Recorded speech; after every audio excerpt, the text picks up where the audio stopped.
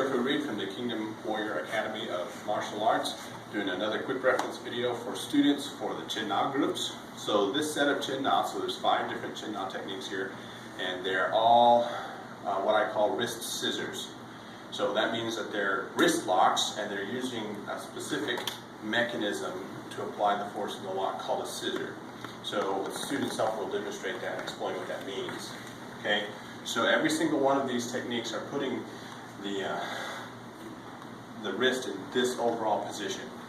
Okay, so using some anatomical terminology here, what that means is that they're going to be rotated palm down, bent at the elbow, bent at the wrist in the flexion, and then slightly deviated towards the pinky side. That means the wrist is deviated like that. Okay, and then there will be an upwards force coming through the hand and a downwards force coming through the joint of the wrist. And when you put those things together, you get a lot of pain and control of the wrist. Okay, so all 5 of these techniques are going to end in that position, but they're going to start at different places, and we're going to get there different ways. That's why it's a group, because it's basically learning 5 different ways to apply the same end result. Okay, so the first one is called a same side scissor. So that means they're going to grab your wrist or your arm on the same side. What that means is that there's no crossing of the center line. That's a same side technique. So she can grab my arm on the wrist, okay, middle of the forearm, or all the way up here on the bicep, and the technique is going to be basically the same thing. Okay, so we'll start down here because it's easier to see. What I'm going to do is start by covering the hand and trapping it. This gives me a little bit of control, keeps her from being able to let go as soon as I start to apply the technique. Okay, and it traps the hand. It gives me a little bit more control, and I have to have that wrist control through the hand in order to properly perform this technique. Okay, I'm going to circle out, come up. See, now notice that her elbow is bent, her forearm is perpendicular to the line of the force I'm going to be creating, and her wrist is already moving into that deviated and flexed position. Okay, now I have control of her hand here, right through the row of knuckles, and I have my wrist here. I'm going to palm towards me so I can chop down, and I'm going to push up with this hand as I drop down with this hand. And I want it to be close to my body because out here I'm weaker than right here. Okay? So that's the same side wrist scissor. Okay? The next one is a cross hand scissor. So now her grip is crossing center line. What I'm going to do is start by cupping and controlling the hand again, circling to her outside, my inside. Once again, notice that we've got this same wrist position. Elbow's flexed, wrist is flexed, deviated towards the pinky, and the forearm is level. Okay, so I'm coming to here, and then I'm just going to put my hand down here, keeping it straight. I don't want to deviate my own arm, and that puts me in a position where she can reverse it easily on me. Okay, so I want to keep my wrist straight, so I'm going to take her all the way to my side. So all the way to here with the wrist straight. I'm not going to stop in the middle and then try to bend my wrist. Okay, so as I come here with my wrist straight, her forearm level, okay, then I'm just going to apply a little bit of down pressure and kind of lift my wrist like this. Okay, and then from here I'm just going to lean in my body until she feels the pressure. And all of these, you're going to go to you feel the tightness and the pressure of the joint, not to that mysterious point where it always worked before. Okay, you always go to the point where you feel the tension in the joint. Okay, so that one more time, cross hand scissor. Here, here. Good. And a lot of different variations on that technique. You can come in with a wrist with the edge of your hand. Okay, you can kind of step into it. Just depends on what system background you are or what position and circumstances and how you might want to apply that. But that's just the basic nuts and bolts of it right there. Okay, and the important thing there is, as their forearm, as they try to escape, as they change the angle of their forearm, you have to change the direction of your force. So as we're here and she tries to lift her elbow, I have to now take my force this way. Okay? I can still walk her, I just have to move my force with her, so it's still being applied perpendicularly to the elbow or to the forearm. If she tries to drop her elbow, I have to apply my force this way. And I have to move with my opponent so that my force is being applied in the right direction, or it doesn't have the right effect. Okay?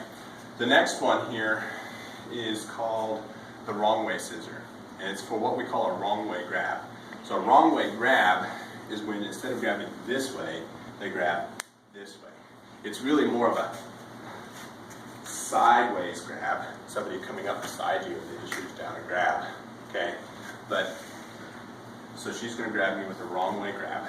I'm going to cover, okay, and then I'm going to come over, and we'll notice flexed elbow, flexed wrist, deviated hand, and the elbow is being, the forearm is perpendicular to the way I'm dropping my force down. I'm creating an upwards force here and a downwards force with my elbow, with my forearm.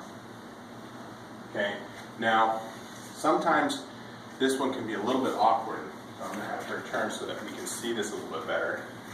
Okay, and what I find works really well here is as I come over, I tuck my elbow towards my wrist. See what that does to her arm? It gives me more control over her forearm. It brings it close to my body. Forces her forearm to be bent at the elbow. Okay, and now I can drop my weight to my wrist here, and I get a much better response. Okay, so once again, force being driven perpendicularly to the line of the elbow, or excuse me, the forearm. Okay, and then this next one is a shoulder grab. So she's going to grab my shoulder. Okay, I'm going to reach across with my opposite hand. So right shoulder, left hand. Okay, very rarely are you going to find yourself reaching and controlling this way. Always going to go this way. And I'm going to step 90 degrees. Notice what's already happening to her body just from the deviation and good control of the hand. Okay, my arm is going to come up from behind all the way over, keeping the hand up on the shoulder. I don't want it to drop down. I'm going to come over and then drop down here. Now, her arm is straightened and she's kind of rolled over. So what I have to do is kind of bring it back into that bent elbow position, and I do that by just kind of bringing my elbow in a little bit. Now I can drop down. Or continue that motion if I'm going to be really mean. Okay, and everything has to do with how you feel, what you feel is going on in the joint. So you have to do this really slow, really controlled, and a lot of times to develop that sense of feeling. Okay, so that one more time. It's called the train whistle.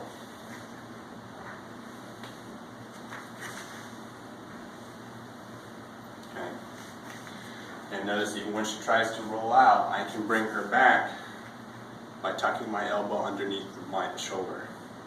Okay, and having good wrist control. All right, the next one is called bow to show respect. It's when somebody does a single hand grab of the lapel. Okay, so I'm going to reach across, same. So I'm going to reach across just like I did with the shoulder. I'm not going to come here. So I'm going to reach across. I'm going to really tuck my thumb right through where her thumb and her index finger, that gap there, the tiger's mouth there.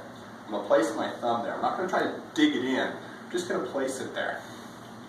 My other fingers are going to lace around the opposite side of the hand, so I have good hand control.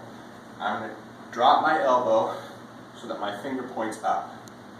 Now I've changed the angle of her hand. Instead of being where she wants it, I have it where I want it. This hand here is just going to come in and support. Okay? My fingers point up and close to my body.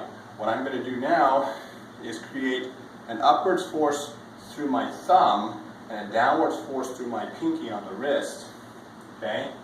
She has a little bit of a bend in her elbow. Flexed wrist position, deviated towards the pinky, and the force is being applied perpendicularly through the forearm. And I'm going to point my fingers, I'm going to bend over at the waist so that my fingers are pointed, instead of at the ceiling, straight forward. Bow to show respect. So sorry. So sorry. Okay? And that is the wrist scissors.